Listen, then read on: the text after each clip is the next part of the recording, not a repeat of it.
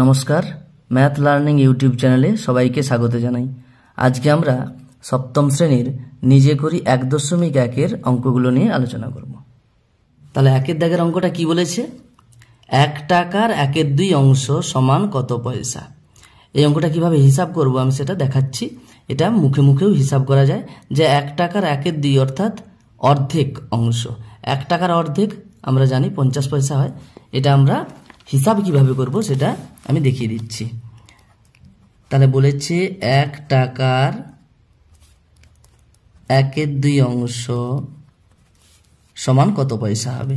খেয়াল রাখবে সবসময় এই যে অংশগুলো থাকবে তখন একটা ফরম্যাটে থাকবে। সেই ফরম্যাটটা হচ্ছে এরকম যে ড্যাশের ড্যাশ অংশ। এখানে দেখো 1/2 অংশ আছে, এখানে যদি 1/2 অংশ বসাই তাহলে দেখতে পাবো এখানে কি হচ্ছে 1 টাকার 1/2 অংশ। সবসময় অংশ এইরকম ফরম্যাটেই থাকে। এবারে এই অঙ্কগুলো কিভাবে হিসাব করব দেখাচ্ছি আমি। 1 টাকার 1/2 অংশ, 1 টাকা মানে আমরা জানি 100 পয়সা। তাহলে এটাকে আমরা লিখতে পারি 100 পয়সার 1/2 অংশ। তাহলে 1 টাকার 1/2 অংশ কথার অর্থ 100 পয়সার 1/2 অংশ সমান। এরপর হিসাবটা কীরকম হবে? এখানে এর আছে, এর থাকলে আমরা জানি গুণ চিহ্ন হয়, গুণ করতে হয়। তাহলে 100 পয়সার কিছু অংশ সেটা পয়সাই বেরোবে, তাহলে এককটা কি হবে? পয়সা। সমান এটাকে আমরা সরল করলে দেখো 2 নিচে আছে, 100 উপরে আছে, কিছু নেই মানে নিচে 1 আছে। 2 আর 100 কাটাকুটি হলে 2 দিয়ে কাটলে 2 একে 2, 2 50 100, তাহলে কত হবে? 50 পয়সা। এদের উত্তর হয়ে যাবে। এরপরে 2 দাগের অঙ্কটা কি বলেছে? 1 বছরের 1/4 অংশ অর্থাৎ 4 ভাগের 1 ভাগ। এটাকে আমরা লিখতে পারি 1 বছর সমান 12 মাস আমরা জানি, তাহলে লিখতে পারি 12 মাসের 1/4 অংশ। তাহলে 12 মাসের 1/4 অংশ দেখো আবার সেই একই রকম ফরম্যাটে হচ্ছে। এটা হয়ে যাবে আবার 1 দাগের মতোই 12 গুণিতক 1/4 মাস। 12 মাসের কিছু অংশ আমরা কিছু মাস পাবো, 4 ভাগের 1 ভাগ। তো এটা হিসাব করলে কি হবে? 4 3 12, 4 দিয়ে একদম সরাসরি কাটাকুটি করে নিয়েছি, 3 একে 3 মাস। তাহলে 1 বছরের 1/4 অংশ কত হবে? 3 মাস হবে। এরপরে 3 দাগের অঙ্কটা কি বলেছে? 4 টাকার 5/8 অংশ। 4 টাকার 5/8 অংশ সমান দেখো 4 টাকা সমান 400 পয়সা হয়। আমরা লিখব 400 পয়সার 5/8 অংশ সমান দেখো আবার সেই একই রকম 1 2 3 4 এগুলো সব একই রকম হবে। 400 এর মানে গুণ চিহ্ন হয়ে গেল 5/8, এটা কত হবে? 400 পয়সার কিছু অংশ, পয়সাই বেরোবে, মাস বেরোবে না। তাহলে এত পয়সা হয়ে গেল। এটাকে যদি আমরা সরল করি 8 দিয়ে সরাসরি কেটে নিচ্ছি, 8 একে 8, 8 5 40, 8 0 0 হয়ে গেল 5 50 250 পয়সা। দেখো 250 পয়সা কখনোই এইভাবে লেখা যাবে না। আমরা জানি 200 পয়সাতে 2 টাকা হয়ে যাবে। 100 পয়সাতে যেহেতু 1 টাকা হয়, 200 পয়সাতে 2 টাকা আর 50 পয়সা থেকে যাবে। এটাকে আমরা লিখতে পারি 2 টাকা 50 পয়সা।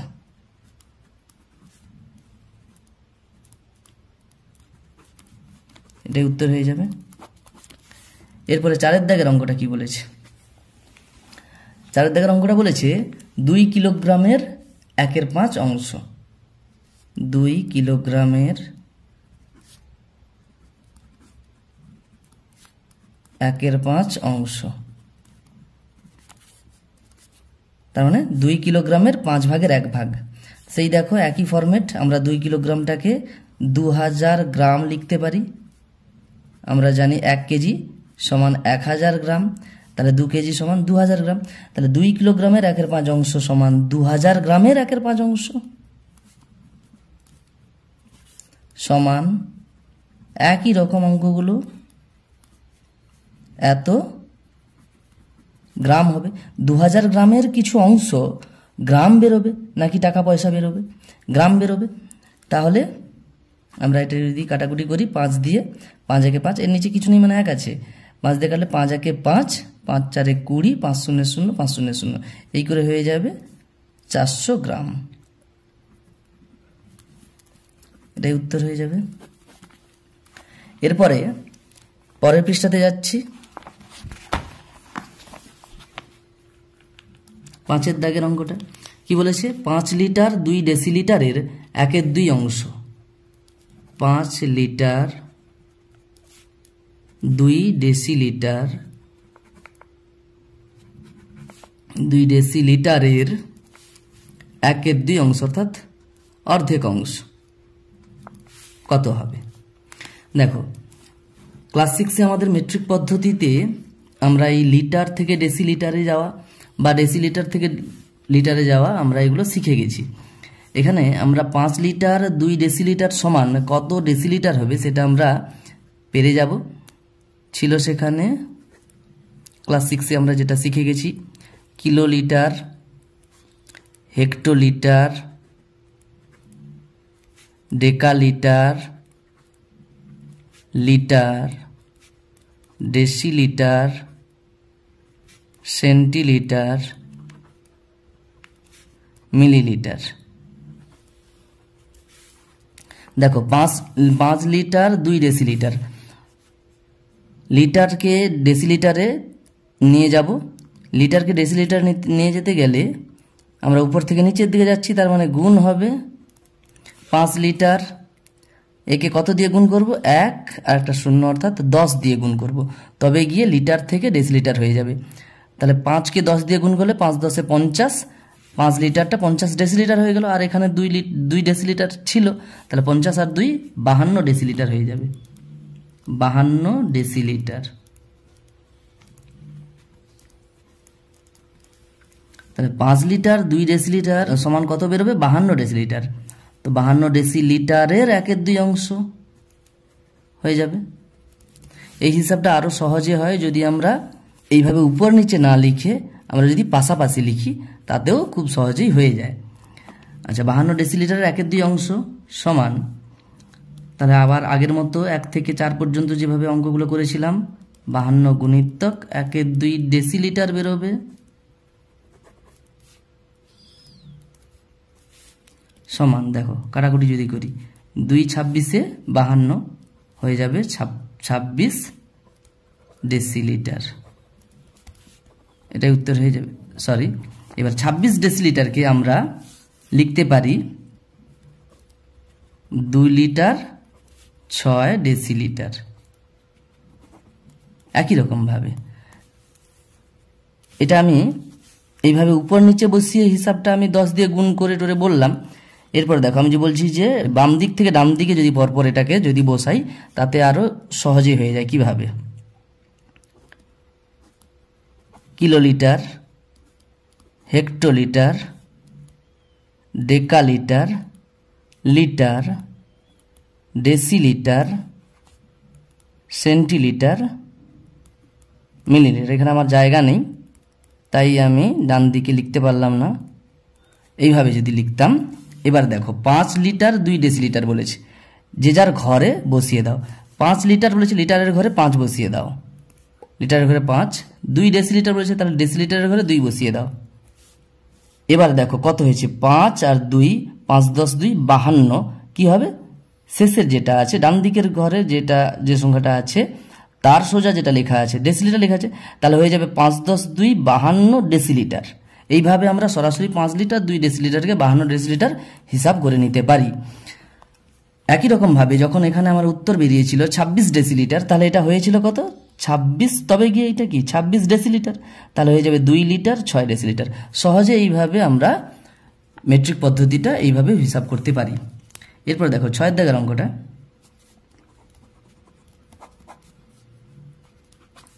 6 দাগের অঙ্কটা কি বলেছে? এখানে দেখো অঙ্কটা, একটি সংখ্যার 1/3 অংশের সঙ্গে 20 যোগ করলে 35 হয়, সংখ্যাটি কত হবে হিসাব করি। যখন এই ধরনের অঙ্কগুলো দেখতে পাবে তোমরা ক্লাস 7-এর একদম শেষে সমাধান যখন শিখে যাবে তখন এই ধরনের অঙ্কগুলো খুব সহজেই করা যায়। এখন আমরা যখন ক্লাস 7-এর প্রথমে অঙ্কগুলো করছি তখন সমাধান শিখিনি। এখানে সমীকরণ গঠন করে সমাধানটা প্রয়োগ করা যাবে না, তাহলে কিন্তু কোনো নাম্বার পাওয়া যাবে না। তো এখানে অঙ্কগুলো করার একটা প্রসেস আছে, সেটা প্রথমে কি করব আমি এখানে দেখাচ্ছি। প্রথমে এই ধরনের অঙ্কগুলো থাকলেই সঙ্গে সঙ্গে আমরা কি করব, যে গণিতের ভাষায়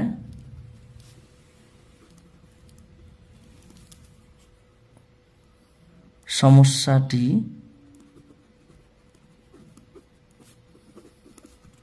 হলো,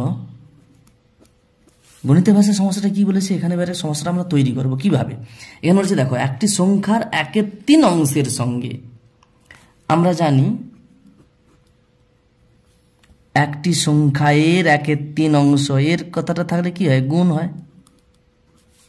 তাহলে সংখ্যার 1/3 অংশ যত হবে, মানে গুণ চিহ্ন দিয়ে আমরা একটু আগে 5 পর্যন্ত অঙ্কগুলো করলাম এইভাবে, এর থাকলে আমরা এত অংশ থাকলে তার সঙ্গে অংশটা গুণ করতে হয়।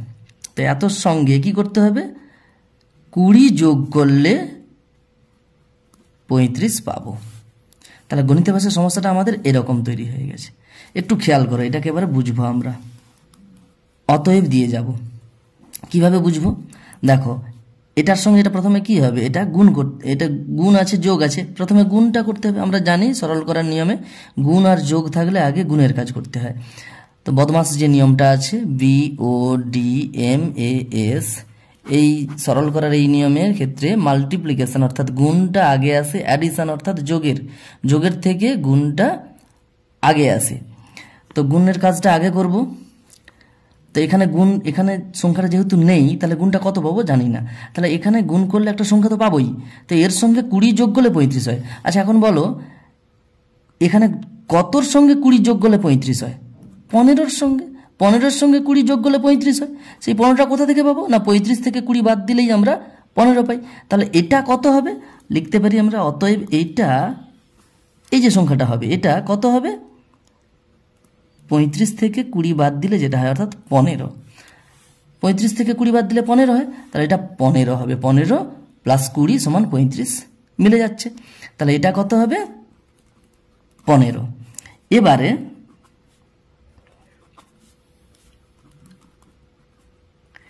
দেখো, এখানে 1/3 দিয়ে গুণ কথার অর্থ হচ্ছে 1 দিয়ে গুণ 3 দিয়ে ভাগ। তাহলে কোন সংখ্যাকে 3 দিয়ে ভাগ করলে 15 হয়, 45কে 3 দিয়ে ভাগ করলে 3 15 45 হয়। তাহলে আমরা এখান থেকে বলতে পারি এটা সমান কত হবে, এটাকে আমরা লিখতে পারি সরাসরি এইভাবে, যে অতএব নির্ণেয় সংখ্যাটি সমান 15 গুণিতক 3/1 সমান 45। এইভাবে আমরা এই অঙ্কগুলো আস্তে আস্তে করে ধাপে ধাপে আমরা অঙ্কগুলো করতে পারি। সমাধান যখন শিখে যাব, সমীকরণ গঠন করে সমাধান ক্লাস 7-এর একদম শেষে, তখন কিন্তু এই অঙ্কগুলো আমরা এখানে শূন্যস্থানের জায়গায় x বসিয়ে দেবো এবং সমাধানের যে পক্ষান্তর প্রক্রিয়া আছে সেগুলো পরপর শিখে গিয়ে আমরা ক্লাস 7-এর সরল সমাধানগুলো আমরা করে নিতে পারবো। এখন আপাতত ক্লাস 7-এর ফার্স্ট সামেটিভ যে পরীক্ষাটা হবে সেখানে সমাধান, বা সেকেন্ড সামেটিভ যদি থাকে সেখানেও সমাধান প্রয়োগ করা যাবে না। এইভাবে অঙ্কগুলো করতে হবে। এরপরে দেখো 7-এর দাগের অঙ্কটা। 7-এর দাগের অঙ্কটা কি বলেছে হিসাব করে দেখি। 5-এর 7 এর 2 গুণের সঙ্গে কত যোগ করলে 3 পাবো। এখানেও আমরা এইভাবে সমস্যাটা তৈরি করে নিতে পারি। তাহলে লিখবো আমরা, গণিতের ভাষায়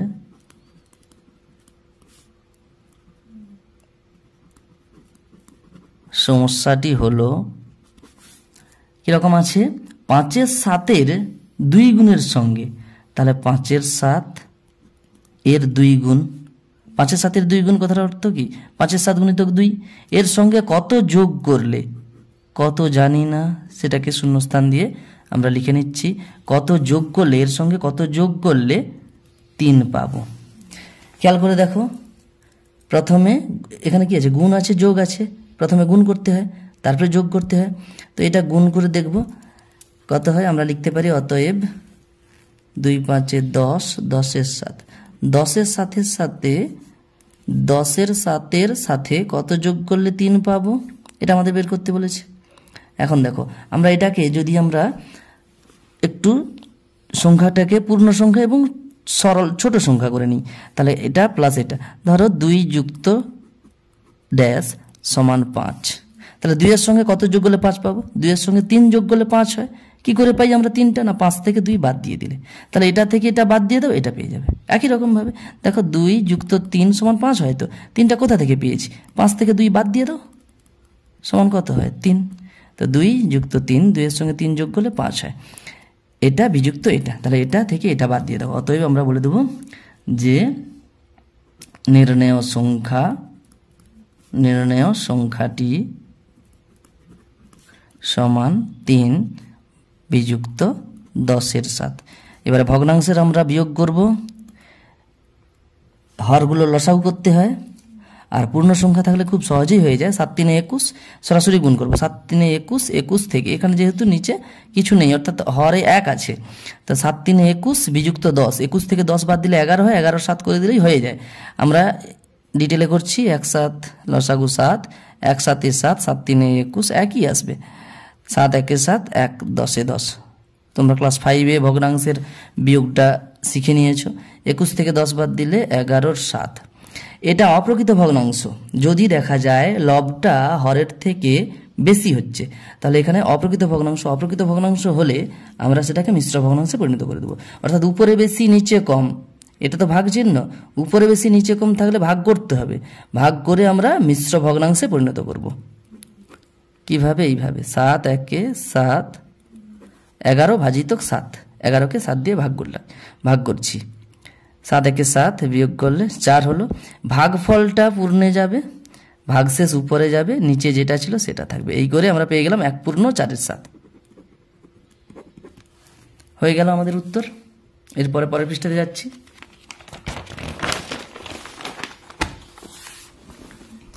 এরপর দেখো 8-এর দাগের অঙ্কটা।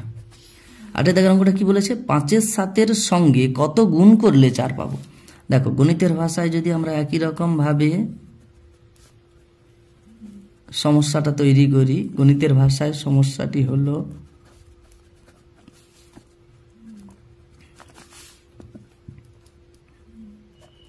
পাঁচের 7-এর সঙ্গে কত গুণ করলে 4 পাবো। এটাকে একটু সরল করছি। সরল কিভাবে করছি, মানে সরল একটা সংখ্যা দিয়ে উদাহরণটা দিচ্ছি।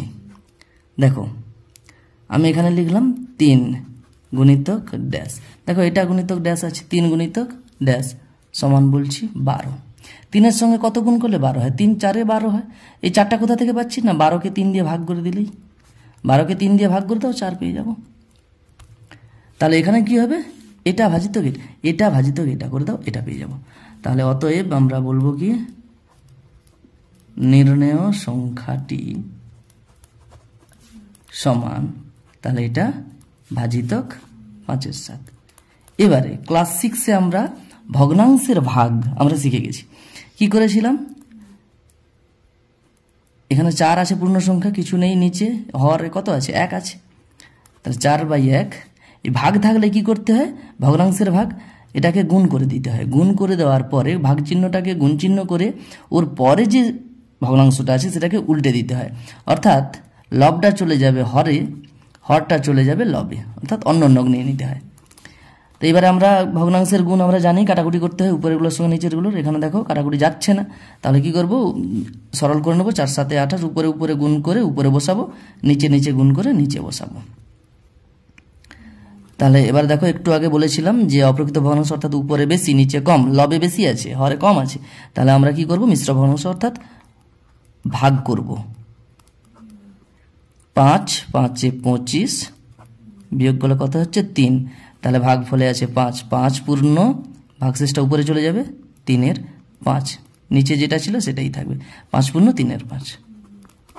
আমরা এটাকে আবার লিখে দিতে পারি যে 5-এর 7-এর সঙ্গে 5 পূর্ণ 3-এর 5 গুণ করলে 4 পাবো। এরপরে 9-এর দাগের অঙ্কটা।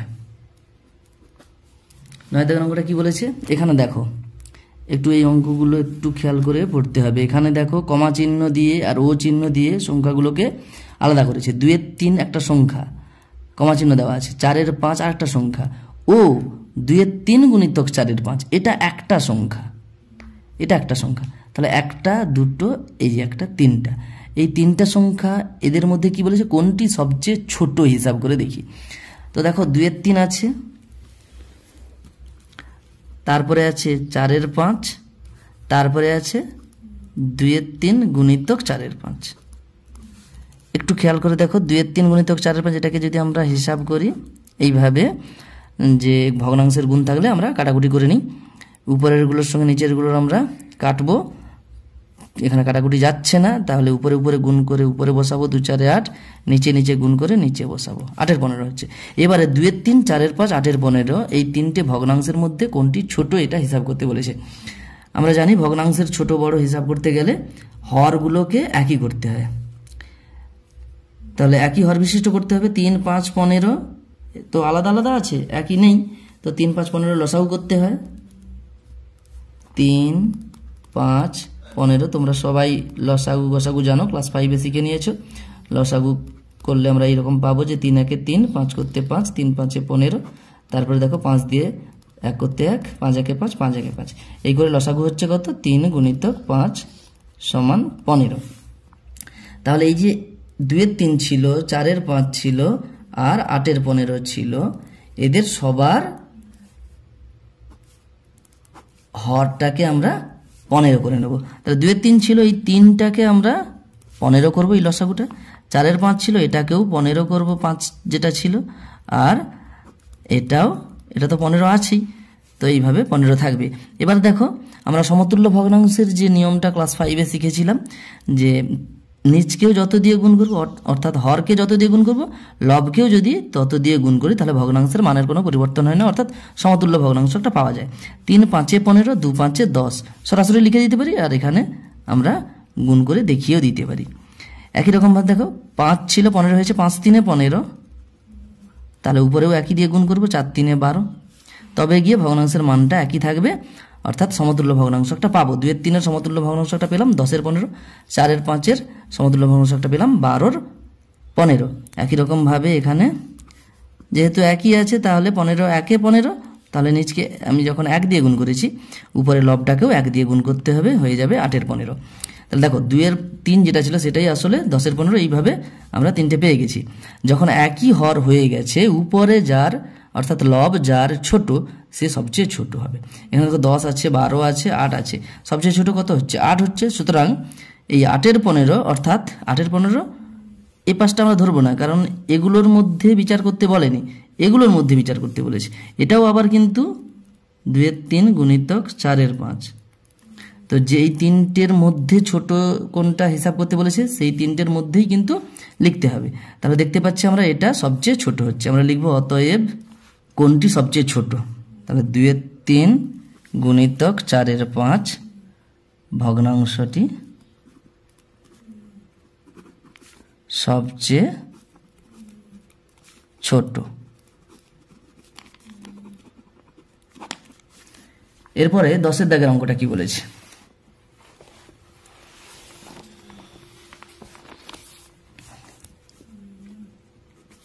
10 এর দাগের অঙ্কটা কি বলেছে, একই রকমভাবে বলেছে 5 এর 2, 7 এর 3, এটা একটা সংখ্যা ভগ্নাংশ, এটা একটা ভগ্নাংশ, আর এটা দেখো একটা ভগ্নাংশ, 5 এর 2 গুণিতক 7 এর 3, এদের মধ্যে কোনটি সবচেয়ে বড় হিসাব করে দেখি। একই রকমভাবে আমরা করে নিতে পারি, আমি এখানে আর বোঝাচ্ছি না। দেখো 5 এর 2 আছে, 7 এর 3 আছে, আর 5 এর 2 গুণিতক 7 এর 3 আছে, সমান দেখো আমরা এখানে দেখতে পাচ্ছি 5 7 35, 2 3 6, আর এখানে আচ্ছা এটা থাকলো 2 3 6 এর লসাগু করব আমরা, 6 পাবো, 2 1 2, 3 করতে 3, 3 2 3 6, 3 1 3, 3 1 করতে 1, 3 1 3, 3 1 3, এই করে লসাগু পাচ্ছি 2 গুণিতক 3। লসাগু এই সবগুলোর গুণ করতে হবে, 2 গুণিতক 3 গুণিতক 1 গুণিতক 1 গুণিতক 1, অর্থাৎ 2 3 6 হয়ে যাবে, 1 দিয়ে গুণ করলে সেটাই থাকবে। তো এটা থাকলো, এটাকে আর কিছু করার দরকার নেই। 3 2 6, 7 2 14, 2 3 6, 5 3 15। এই করে দেখতে পাচ্ছি আমরা যে হর সবার সমান হয়ে গেছে, সেখানে সবচেয়ে বড় হচ্ছে 15 14 35 মধ্যে 35, সুতরাং এটা সবচেয়ে বড়। অতএব 5 2 গুণিতক 7 3 ভগ্নাংশটি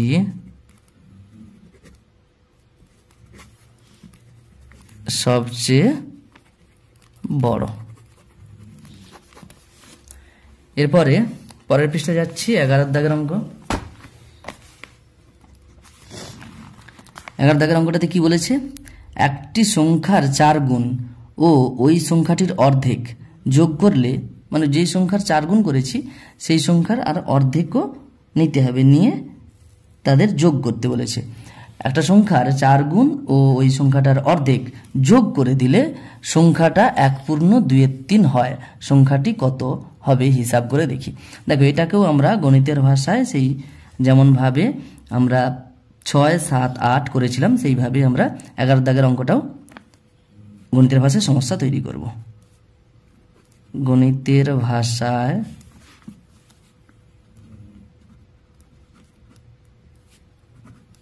সমস্যাটি হলো,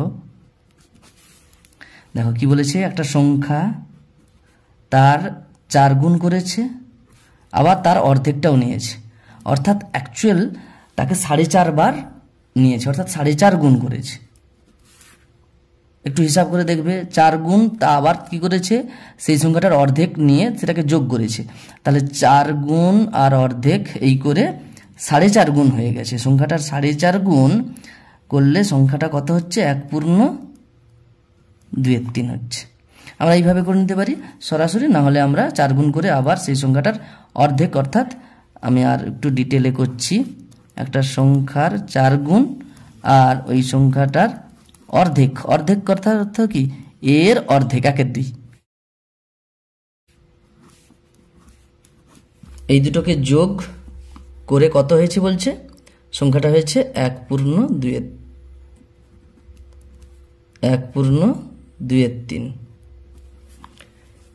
এবার দেখো, তাহলে ওই সংখ্যাটার 4 গুণ করেছে আবার অর্ধেক গুণ করেছে, সুতরাং এটাকে আমরা সরল করে বলতে পারি ওই সংখ্যাটার 4 আর হাফ 4.5 গুণ হয়েছে। ওই সংখ্যাটার 4.5 গুণ হয়েছে, এটা হয়েছে 1/2। এটা আমি প্রথম লাইনে সরাসরি করে দিয়েছিলাম। অতএব করে একটু সরল করে নিচ্ছি, ওই সংখ্যাটার 4.5 অর্থাৎ 4×1 এটাকে আমরা যদি আমরা অপ্রকৃত ভগ্নাংশে পরিণত করে নিই, 2 4 8 গুণ করলাম, উপরে যোগ করলাম 1, কত হয়ে গেল 2 4 8, 1 যোগ করলে 9, আর নিচে 2 আছে, 9 2 সমান। এটাকেও আমরা ভেঙে নেব, 3 1 3, 2 যোগ করলে 5 5 3। এবার দেখো, এটাকে যদি আমরা যদি পূর্ণ সংখ্যায় একটু সাজাই, দেখতে পাবো কিরকম আছে। কোন সংখ্যার সঙ্গে 5 গুণ করলে 10 হয়? তাহলে দেখো, ড্যাশ গুণিতক একটা সংখ্যা সমান একটা সংখ্যা হয়েছে, তাহলে ড্যাশ গুণিতক 5 সমান 10, এইভাবে আমরা সাজিয়ে নিতে পারি। এবার দেখো, কতর সঙ্গে 5 গুণ করলে 10 হয়? না 2 এর সঙ্গে। 2 গুণিতক 5, 2 5 10 মিলছে। তো এই 2টা কোথা থেকে পেলাম? না 10কে 5 দিয়ে ভাগ করে দাও, হয়ে যাবে 5 2 10, এই করে 2 হয়ে যাচ্ছে। তাহলে এটা ভাজিতক এটা, এটা ভাজিতক এটা করে দিলে এই সংখ্যাটা পেয়ে যাবো। অতএব নির্ণেয় সংখ্যাটি সমান এটা ভাজিতক এটা, এটা ভাজিতক এটা, 5 3 ভাজিতক 9 2। ভগ্নাংশের ভাগ আমরা একটু আগে জেনে নিয়েছি। আবার 5 3 কি হবে, ভাগ চিহ্নটা কি হবে, গুণ চিহ্ন হয়ে গিয়ে এটা অন্যান্য হয়ে যাবে, অর্থাৎ হরটা চলে যাবে লবে, লবটা চলে আসবে হরে। তো এবার দেখো কাটাকুটি হয় কি না, কাটাকুটি হচ্ছে না। তাহলে কি করব, উপরে উপরে গুণ করে 5 2 10 উপরে বসালাম, নিচে নিচে গুণ করে 9 3 27 নিচে বসালাম, তাহলে এটাই হয়ে যাবে উত্তর, 10 এর 27। এরপরে 12 দাগের অঙ্কটা কি বলেছে? 12 দাগের অঙ্কটা বলেছে 1 2 বিযুক্ত 1 3 আছে ভগ্নাংশটি, তাই এটা ভগ্নাংশ একটা আমরা সরল করলেই পেয়ে যাব। এই ভগ্নাংশটি 1 2 যুক্ত 1 3 মধ্যে কতবার আছে হিসাব করি। দেখো, তো আমরা এটাকে কিরকম করতে পারি, গণিতের ভাষায় সমস্যা আবার সেই রকম ভাবে তৈরি করব। গণিতের ভাষায়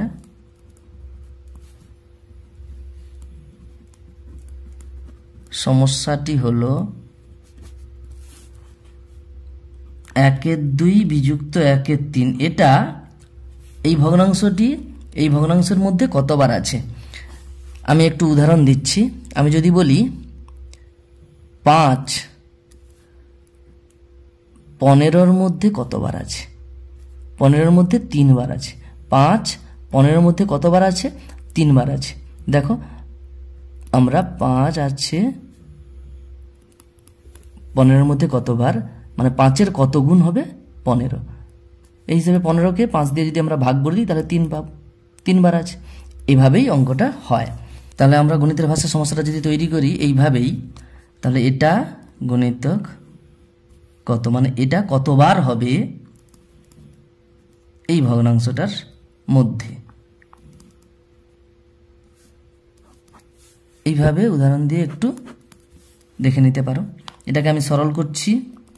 1/2 বিযুক্ত 1/3, তাহলে 2 আর 3-এর লসাগু করলে কত হবে, 6 হবে।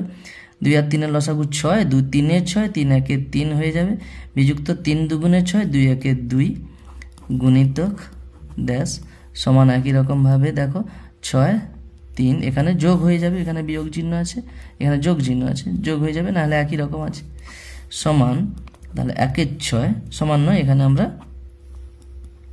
হয় ইমপ্লাইজ দ্যাট চিহ্ন দেব, না হলে অতএব চিহ্ন দেব। 1/6 কতবার আছে কার মধ্যে, 5/6-এর মধ্যে।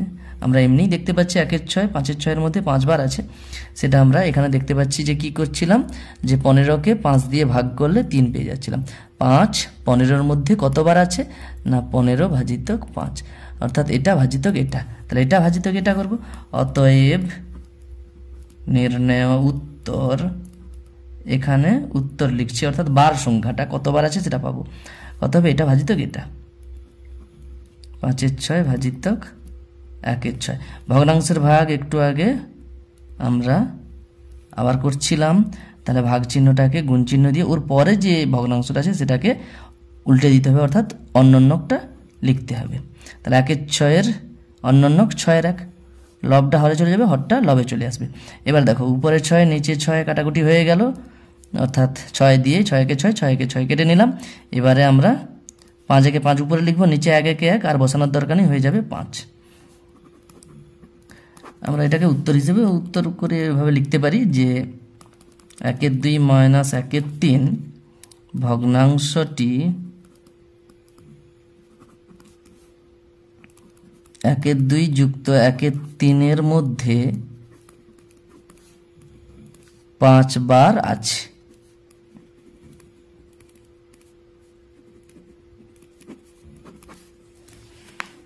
আজ আপাতত এইটুকুই, পরের ভিডিওতে পরের অঙ্কগুলো নিয়ে আলোচনা করা হবে। ধন্যবাদ।